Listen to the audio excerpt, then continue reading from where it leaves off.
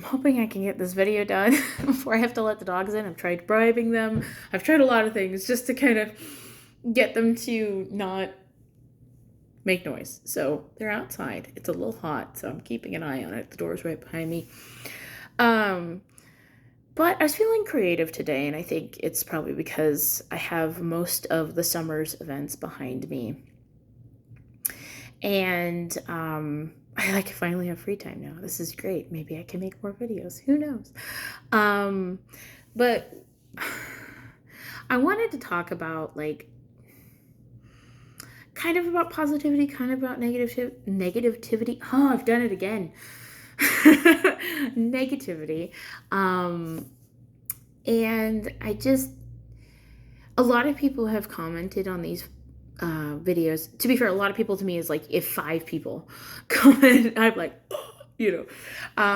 but like there's been a fair amount of people that have commented, and some people have said that I seem really positive, and it's nice to see something positive on the internet. And I kind of was thinking like, gosh, yeah, they are kind of right. And like when I started this a couple weeks ago, I mean, I sort of was like kind of ruminating on that thought.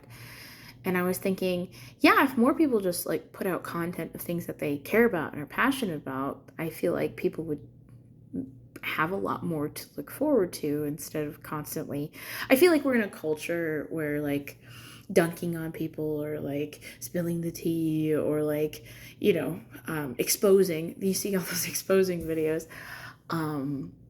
Is very normal. And I remember back in old internet times, it was kind of like a little treat that you had every once in a while, but this has become like the dessert that you eat every day, several times a day. And it's just, maybe you've become insulin resistant, right? And you've just started, anyway, that metaphor is not really going very much of anywhere, but I think we kind of, as people, tend to lean towards negativity, especially in this era, because there's so much information. We just know about so many things that are happening, and so many bad things do happen in the world and even in our own lives. And it just seems like strings of tragedies that just never end. And I just kind of wish, and this is kind of me putting forward this like wish, is that people did talk about things that they were more passionate about. And like, so for instance, one of my favorite YouTubers, I do like ASMR. One of my favorite YouTubers, if not my favorite, her name is Springbok ASMR. I love her content, and I love the fact that most of her videos are not the same.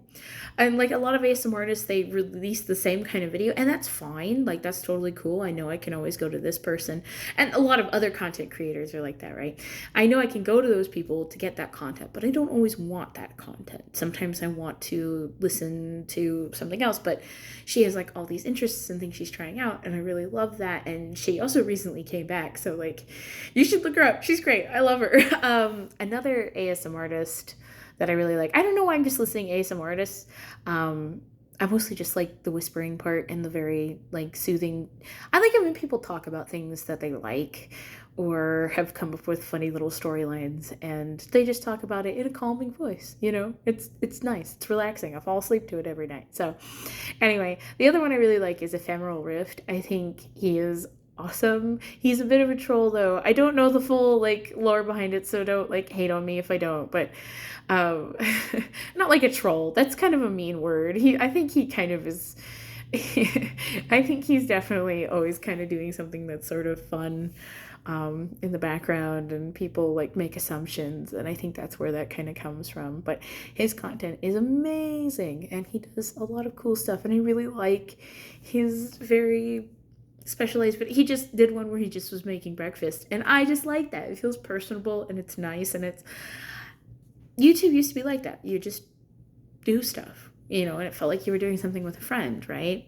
And I think that's another thing that a lot of people suffer from right now is this like loneliness. And a lot of people think that finding a romantic partner or something is like the key to figuring that out. And I will tell you that it does help. I'm not going to lie. But fundamentally, you do have to, in the end of the day, like cultivate like a group of friends. And when you've cultivated this group of friends, and I just feel like you start feeling better about yourself, and you start making more decisions that are positive for yourself and that are healthier for you. And it sort of encourages you or inspires you even at times to do that. Like joining the SCA has been like, it has given me so many more friends that I used to have. I used to be a very lonely person, like a lot. I didn't have a lot of friends in school. I was very shy. I kind of had to become more of an extrovert because of my work, but I just didn't really feel like I had a lot of people that I could call or talk to. And I've never been one for communicating with people online. I'm not particularly good at it, right? Like it's not easy, you know. I don't know what to say to people online, but when I talk to a person face to face, it does make me feel better, and it helps. And I don't know where I'm going with that part, but when you are lonely, it is easier to sort of stew and ruminate in these thoughts that you're not good enough and that you aren't enough. Um, and it's really hard. And it's hard to want to put yourself out there because um, you just don't think you deserve it. Is what it comes down to, I think. You just don't think, or you don't think you can. You can do it in a way that's okay or safe. It's hard to feel safe. And I've gone through a few groups of friends, not like, I don't know, on my end, maybe nothing really super dramatic happened. They kind of all had their whatevers going on, and other people had things going on. And in like my previous group of friends, I didn't feel secure. And that's hard. And when I started obeying this philosophy that I kind of came up with in my mind, I started to feel better, which was, if most of the time when I hang out with someone, I feel worse than when we started hanging out, they're probably not a very good person. And that's like most of the time. Like, obviously, we can have our big cry sessions or whatever, but like, if you find that you feel worse after hanging out with someone, that's like a really good time to think about whether or not that person's good for you. And I've had to do that with a lot of friends. And I've even had to kind of put some friends kind of like at a further distance. I still am polite and I talk to them at times, and occasionally we do things together, but maybe not as much as we used to. And that hurts too, because at some point you were really close, and to think of yourself as almost nearly a stranger really hurts, because there was a lot of time and effort and care you put into that person. And of course, if you're kind of approaching a friendship like, I put in all this time to you, why aren't you putting it into me? You're kind of going into it with a bit of a weird expectation. I think that's obviously it should be give and take very much, but like if you're like, you have to do this, unless they've been pretty badly neglecting you, I think that's probably not a very smart thing for me to say, because everybody's situation is different. But anyway, I've done the off-topic thing again. I think that this is also a way for me to sort of maybe make some online friends that I don't know. Maybe. I guess I can't have enough friends in my life. But once I joined the SCA, there's the point. I remember it now. I started to make a lot more friends. And the SCA is very much about, and if you don't know, Society for Creative Anachronism. It's like medieval reenactment, but pretty much everything before the year 1600. 1600 and before, sorry. We don't exclude the year 1600.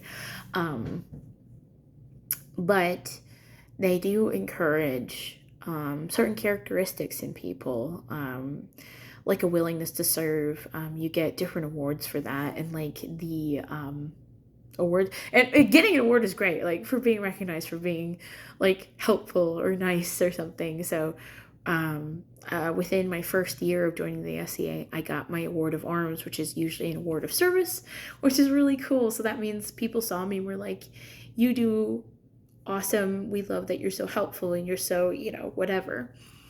And so that's nice to have that recognized. And then just this past year, I got my Cygnus Award, which is the second tier of like award services. And it's like a hand carved piece of wood, and it's beautiful and I love it. And it is specialized for me. And you get that one for doing a lot of really good service, and usually people don't get it for a while in the SCA. So the fact that I've gotten it within the first like 3 years of me being in it. And the next one is the Hand of Tear. That one is like the ultimate service award, and I'm really hoping that I can be good enough someday for that. And there I am saying words like good enough. I'm hoping that I am able to push myself and strive to be what other people might recognize as helpful and whatever, and obviously, like, sometimes we have to recognize it in ourselves. Getting that external validation is really great. And it feels great, but at some point you do have to sit down and have to realize that you got to start accepting it, which is kind of been my journey for this past few months. Maybe I've been trying to accept that I can be good at things and I can do things. And I've had a friend, and she's been pushing me to do a lot more projects and things that I haven't done before. And I'm sort of like, oh, what if I don't do good enough? She's like, it's okay, we'll just fix it, or just do it. And I have another friend, and he was one of the people that I awarded, or not awarded, but I gave a token to at our event. And he's very much of the just do it thing, where he just sort of is like, if you screw up, it's fine, you try again. And I grew up in this environment of where if you couldn't get it right the first time, and if you ask too many questions, you're going to get oh, just give me that. I think that's like the worst thing you can do to a kid, or do to anyone, is just get frustrated when they don't get it right within the first like 2 or 3 times, and just be like, oh, give me that. Let me just do it myself. You're not doing it right and whatever. Because especially with kids, I think it is important that they learn. And I had that happen a lot when I was younger. And so I feel like it fundamentally like stunted my growth as, not even in skills, my growth in my confidence.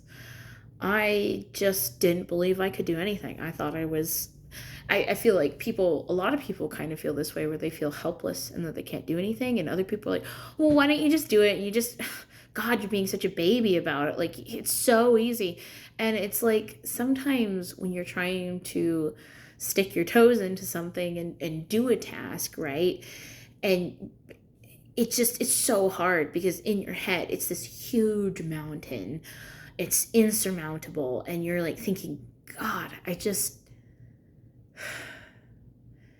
wish I could be good at stuff, And so that's the other thing, is that sometimes when you just kind of throw yourself into a hobby and you just start doing it, you're probably not going to be great right away. Some people are, which is like awesome for them, but most people aren't. And I also watched a video about this where people kind of hit a plateau in their skill on something, and that really messes people up and kind of causes people to quit. And I feel like that's another thing that can help with loneliness and negativity, is doing a hobby. And it's hard, especially in the economy right now, and having to buy supplies for any kind of art can be intensely expensive. And I don't know, for me, though, there is a lot of investment, but it is worth it ultimately to do it and to try it. And if you find you don't like it, the great thing is that you can always give the stuff to someone else and save them the cost, and then maybe somebody can do that for you. And that's another like fundamental ideology in the SCA, is like a lot of people, like, God, I got a 9 by 15 triangle tent that was like 12 feet tall. Yeah, it's a big tent and it's completely canvas, and that would have normally cost us like hundreds, if not thousands of dollars. And we had to make our own poles for it, but somebody just gave us the canvas like of the tent for free because they weren't using it anymore. And because they were like, I don't really like this. And so why don't you have it? And we're not going to make you pay for it or buy it. And I feel like if a lot more of society kind of operated on that, of like, yeah, why not? You know, we would, whatever. But I feel like everybody at some point, are like in this, in today's world, feel like they have to monetize like everything that they do. So, like, if you have a hobby, it has to be monetized, or else there's no point in doing it because you're just wasting money, quote unquote. And I think that's such a big shame. I feel like if you want to invest in dance classes and you suck at dancing or whatever, you feel like you suck at, just do it, if it gives you joy, just do it. That's my friend talking through me, I guess. But um, and even when you fail, there's sometimes there's humor in failing, and there's experience, of course, and sometimes there's fun in failing. So something else we do in the SCA is like when we lose during a fight, if it's like, we usually do like 2 out of 3. If you win 2 out of 3, you win the like bout, right? 2 out of 3 fights. And then if you lose, you have the option, if you're able, don't like break yourself to do this, to like fall over and do this dramatic death. And I remember somebody did that at an event, and they were doing heavy combat, and the guy just goes clunk, and he just fell over. And they literally, it was all a joke. This was all a joke, but they literally carried him off in a stretcher, like a medieval stretcher. And I was just like, and he's just giggling. You can see him just smiling through his helmet. And it's also really hard to get up when you're in a full set of armor, which this guy was. So he like needed help getting up later. Um, so that's where the can comes from. But yeah, I don't know. This is I just, this is why I want to start this channel, though, because I want to see more passionate stuff out there. And I feel like if I put it out there, maybe other people will, and then I get to enjoy more passionate content done by people. And I think ultimately that's a really good thing. And again, when you get passionate about something, you get to a hobby, you'll meet friends and people that you might like, and obviously you might meet some kind of grouchy, stinky people, and you just gotta do c'est la vie. Because yeah, I mean, sometimes the best thing you can do with someone who's mean is just ignore them. Or in my case, like with this channel, you just report, delete. It's kind of nice to have that power a little bit. Just, I don't even have to like give them the time of day, because there's been like a few like kind of mean comments. And I guess the only thing that really hurts me about mean comments are not even what they're saying, because some of them are actually really funny, because I'm like, why do you think I care about that? Like, what an odd thing to say. You're an odd little guy, huh? Um, but I think what hurts me is the fact that they thought to say that, like that like it was the intention, like they wanted to say something to hurt me. And also it does make me quite sad, because I'm like, we used to have this, I think for women this gets put on us more, where we sort of have to like manufacture joy for others at different times. And I'm definitely a people pleaser. That's what people pleasing is, manufacturing joy for other people, even sometimes at your own detriment. But I feel like people pleasing and that kind of stuff is not always a bad thing. Like, I like seeing other people happy. I like seeing other people laugh. I like seeing other people, be able to relax and unwind. And I think it's really important that people get to do that, especially nowadays. And I don't understand, I guess, when people don't want that.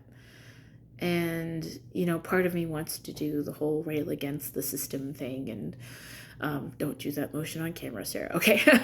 But wants to, kind of be like, oh, what's wrong with you? Like, why would you want to hurt someone? Like, that's a terrible thing. But then again, I just sort of feel pity that the only way that people like that can derive joy is to rip it away from others. You know, I don't even know if it gives them joy, because the times that I've left mean comments on things, I didn't feel joy. I felt sort of apathetic, maybe angry at the time, maybe something about the way somebody exists can make other people angry. And I think that's also sometimes when they feel the need to do that. And I think that's also wrong. Like if just someone existing and doing their thing makes you mad, you really need to look at why that made you mad. Because it's happened to me. Oh my God, I've done it before. Trust me, I'm not a perfect human. Very far from it. But I've been trying to sit down with that lately and kind of process that, you know? Why do I get mad when someone just lives their life this way? It doesn't hurt anybody. It doesn't affect me, besides me seeing it. And I think the best thing that I can do for myself and that person in that moment is just to block them, you know, like you just block the content and no harm, no foul. And if you don't like it, just don't watch it. That's a very simple concept we have. And it's great that we can do that in today's internet. You know, like back in the old days of YouTube or other streaming platforms, you couldn't just block content or like say, I don't want to see as much of this. It would just show up, right? It wasn't personalized. So yeah, I don't know. It is nice to get it off my chest though, because like again, like I've been kind of, I think somebody commented something yesterday. It wasn't like nice, so I just deleted it. Bye, you know. And I was just like, but why would they say that? I was like, not. And again, you could say that they get joy from it, but I don't think they do. I fundamentally don't think that they do. At this point, this is more of just a ramble. So I don't know. Maybe if you want to just listen to this while you're washing dishes or something, like I often do. And this is just going on and on. Oh my God, I'm at 22 minutes. I need to learn when to shut up. I feel like I want to say more about this, but I can't like think about what I'm going to say. Yeah. But ultimately, my thing is I've also started to like try, how I've been combating this. This is what I want to say. How I've been combating this urge for this negativity, whether caused by anger or disgust or something like that, is I go out of the way to leave a positive comment and to like more of the content or whatever that I like, and just try to encourage the people that I like and encourage people that I don't know that I like. I'm just trying to, as one person, just kind of raise the little positivity monitor just ever so slightly, and just try to make people feel good and like validate them, because again, it is nice to get that external validation. You do have to get it internally. Ugh, I just hit my foot. And you do have to get the internal stuff, but it is really good to give people validation, I think. Anyway, sorry, this turned into a complete like philosophical kind of ramble. Otherwise, yeah, I can't think of anything else I want to say, but try to do something that you like sometime soon, maybe. And like, let me know if you do it, I guess, if you end up watching this video, if anyone does. And try to go out of your way to maybe just leave a nice comment on like one of your favorite YouTubers or whatever platforms, like content creators that you like. Because I fundamentally think that if we just start just saying some more nicer things, like maybe it would, I don't know. But anyway, I hope you have a good rest of your day. And I don't really know how to end a video, but I guess I'll just say bye, and I hope you're doing well.